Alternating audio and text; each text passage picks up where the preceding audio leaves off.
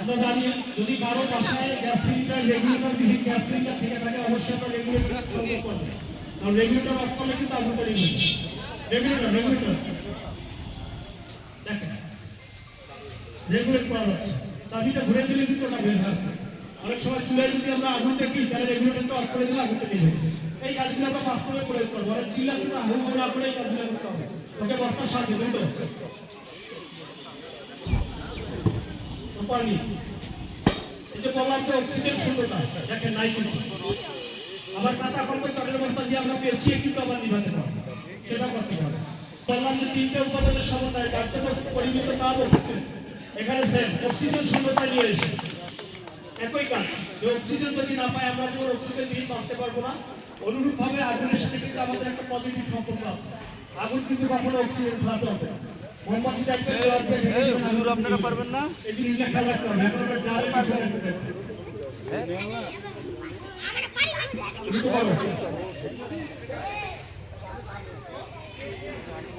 আমরা প্র্যাকটিক্যালি এখানে দেখি, কিন্তু অনেক সময় যখন বিপদকালীন সময় কিন্তু আমরা এটা ধরে রাখতে পারি না।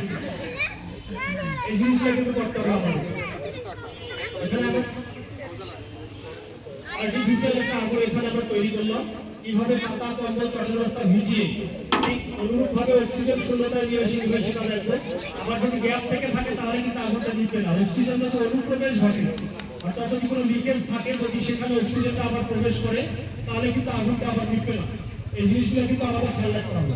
শূন্যতা মানে একবারেই শূন্যতা, এটা খেয়াল রাখতে হবে।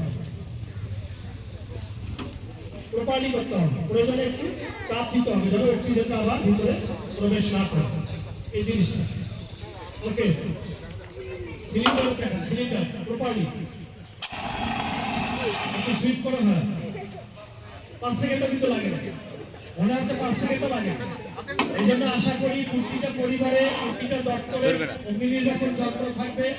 2 নম্বর হচ্ছে নিকটতম ফায়ার স্টেশনের নাম্বার থাকবে, অল্টারনেটিভ অপশন থাকবে। কি করবেন আছে কি হচ্ছে আমাদের অবশ্যই খেয়াল রাখতে হবে যেখানে যাই না কেন, এই জিনিসটা আমরা সবসময় খেয়াল রাখবো।